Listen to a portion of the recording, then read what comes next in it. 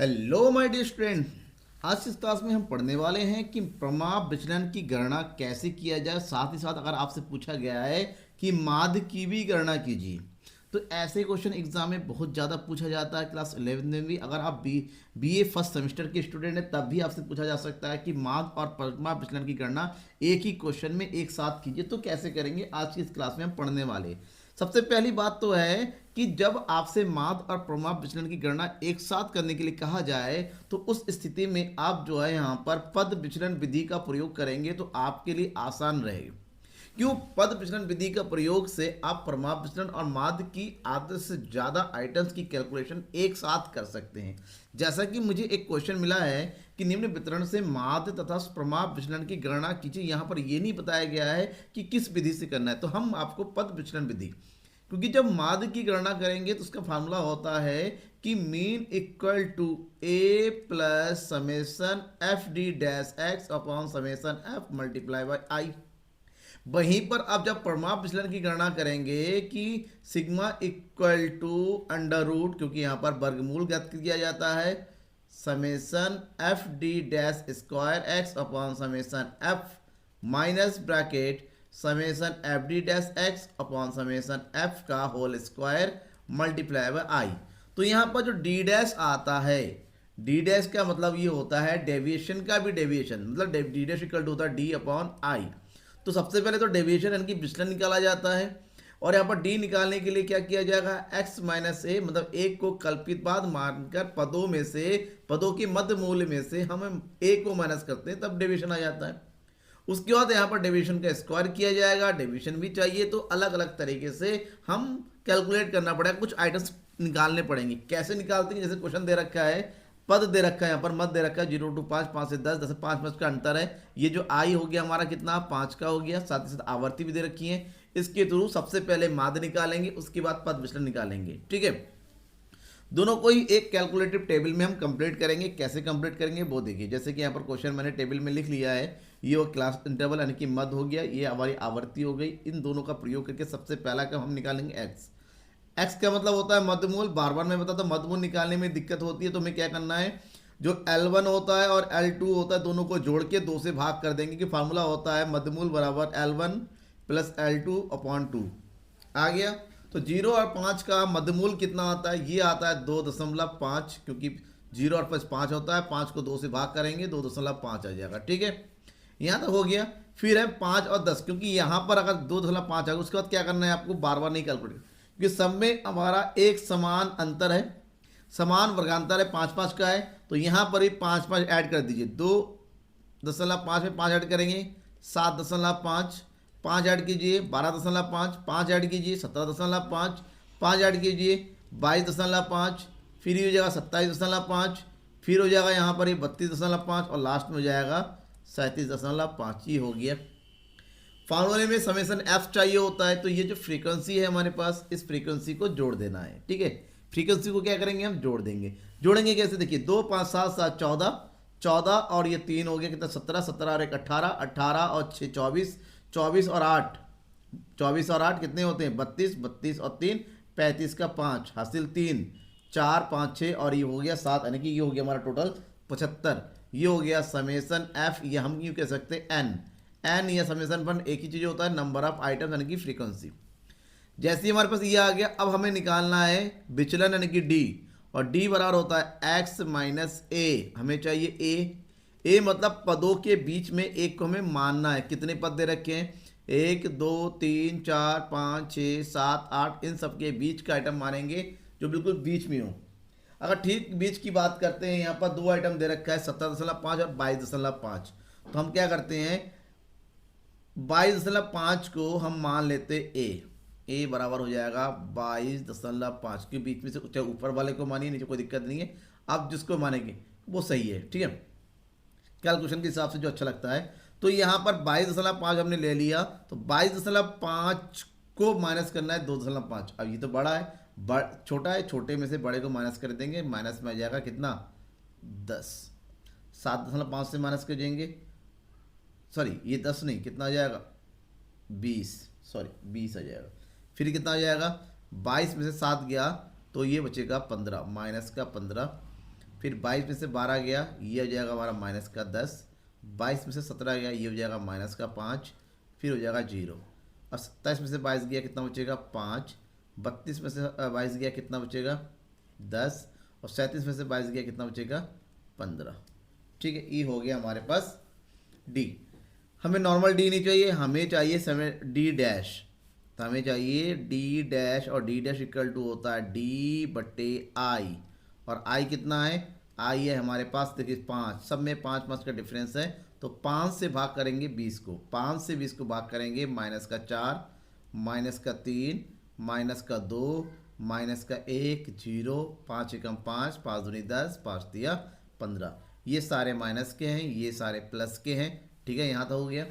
सबसे पहला काम क्या है, सबसे पहला काम है हमें कैलकुलेट करना है क्या चीज़, हमें कैलकुलेट करना है मीन।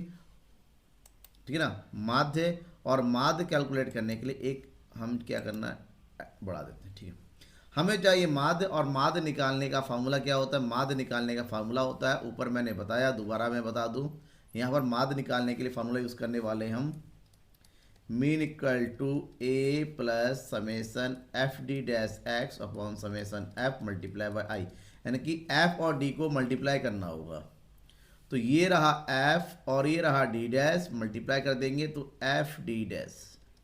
ठीक है ना, एक्स मतलब क्योंकि एक्स का डेविएशन निकाले से लिख देते हैं। तो 2 और 4 की मल्टीप्लाई करेंगे, 4 दूनी 8, 3 पंजे 15, 7 दूनी 14, 13 एकम 13, 0 16 एकम 16, 8 दूनी 16, 3 तिया 9।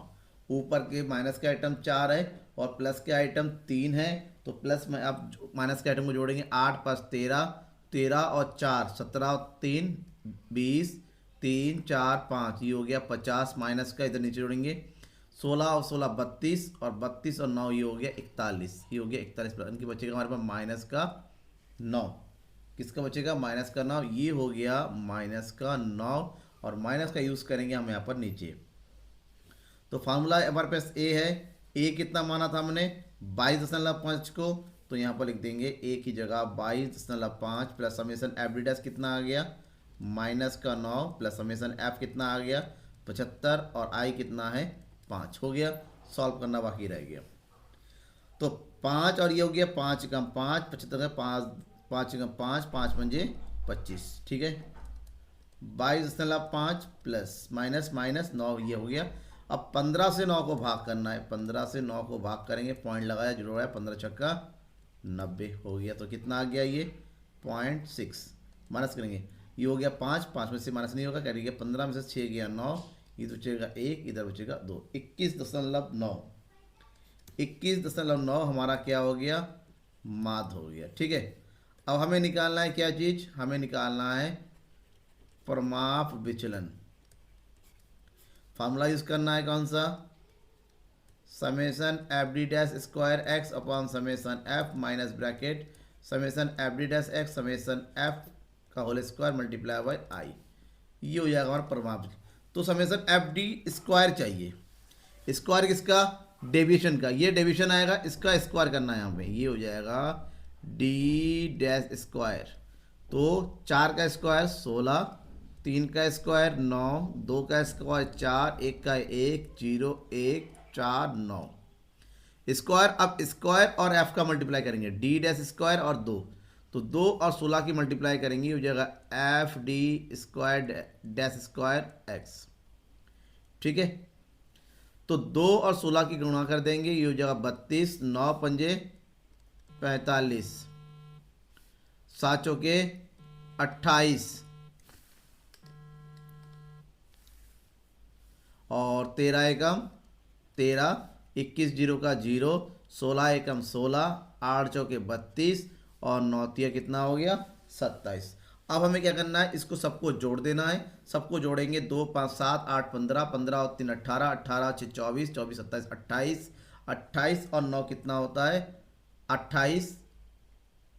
सॉरी दुआ जोड़ते हैं, कुछ गड़बड़ हो गया, 32 45 28 13 16 32 27 हो गया। 2 5 7 8 7 15, 15 और 3 18, 18 6 24, 24 और 2 26 और 7 33, कैरी 3 तीन तीन छः, छः चार 10, 2 12 और एक 13, एक 14, 15, 16, 17, 18, 19, 193 हो गया ये। अब 193 को हमें लगाना है फार्मूला। फार्मूला हमने ये देखा था, ठीक है। फार्मूले में रखिए सबकी वैल्यू को, ये हो जाएगा summation F d dash 193, summation F कितना हो गया 75, माइनस एफ डी डैश हमने यहाँ पर निकाला था कितना हो गया 9, माइनस का 9 बट्टे समीशन एफ हो गया 75 का स्क्वायर मल्टीप्लाई बाय आई हो गया। अब इसको सॉल्व करना है। सॉल्व करने के लिए क्या करेंगे, 75 से 193 को भाग करेंगे तो ये हो जाएगा 2.57 माइनस इधर कितना हो जाएगा 75 से 9 को भाग करेंगे, ठीक है। 75 से 9 को करेंगे ये माइनस का हो जाएगा तो ये होगा माइनस, और 75 से अगर 9 को माइनस करते हैं तो कितना होगा, एक मिनट मैं ज़रा भी कैलकुलेटर का यूज़ कर लेता हूँ। ये देखिए कैलकुलेटर यूज़ कर रहा हूँ मैं। 9 को भाग करना है 75 से तो ये हमें मिलेगा 0.12, 0.12 का स्क्वायर, ये हो गया अंडर रूट मल्टीप्लाई बाय आई। अब हमें क्या करना है 2.57 माइनस 12 का स्क्वायर करेंगे, ये हो गया आई मतलब कितना 5, 12 का स्क्वायर करेंगे, 12 का स्क्वायर होता है 144 और 2 यानी कि 4 जीरो लगेगा, ये हो जाएगा जीरो यानी कि हो जाएगा हमारे पास 0.0144 गुणा 5, ठीक है। आगे सॉल्व करेंगे 2.57 में से 144 को माइनस कर देंगे इसको तो कितना आ जाएगा, देखिए 2.57 0.0144 2 जीरो लगा देंगे ऊपर, ये हो जाएगा 6, 9 में से 4 गया 5, 6 में से 1 गया 5, इधर हो गया 5 दशमलव, इधर हो गया 2, 2.556, 2.556 का अंडर रूट मल्टीप्लाई बाय आई। अब 2.556 का वर्गमूल निकालना है, और वर्गमूल कैसे निकालेंगे, वर्गमूल निकालने के लिए वर्गमूल निकालने की विधियाँ नीचे मैं अलग से बता रहा हूँ, इसको कैलकुलेट करेंगे। 2.5556 पॉइंट के इधर का पेयर बनाएंगे इधर से और इधर का एक सिंगल रह जाएगा, 2 1 से कटेंगे, एक एक में एक, ये हो गया जो पॉइंट बीच में है तो उठा के ऊपर डालेंगे और यहाँ पर एक पे उतार लेंगे 55 का।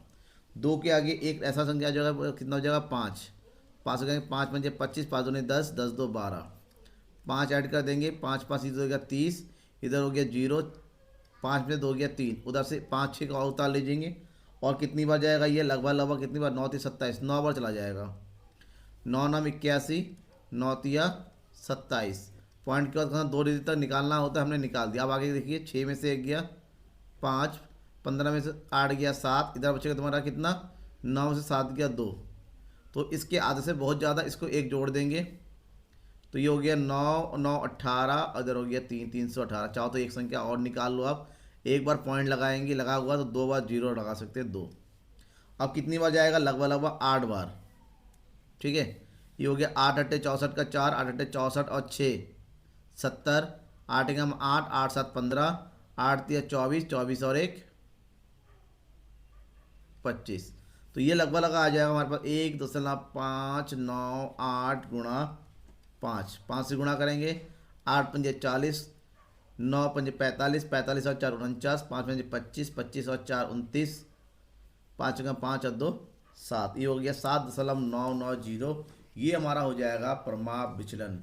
थोड़ा सा कैलकुलेशन ज़्यादा होता है, ये ध्यान रखिए, इसलिए थोड़ा सा टफ हो जाता है बाकी मीन मीडियन मोड से, क्योंकि यहाँ पर वर्गमूल अलग से निकालना पड़ता है, वर्ग निकालो, वर्ग का भी वर्गमूल निकालो, यानी कि एक ही चीज़ को दो बार अलग अलग तरह से कैलकुलेट करना पड़ता है, इसलिए थोड़ा सा टफ पड़ जाता है। फिर भी मैंने समझाने की कोशिश की है आपको कि इजीली आपको समझ में आ जाए, लेकिन आपको कहीं पर भी कैलकुलेशन से रिलेटेड दिक्कत है तो मुझे बताइए, दोबारा से मैं आपको जरूर उसको एक्सप्लेन करने की कोशिश करूँगा। तब तक कि थैंक यू एंड बाय।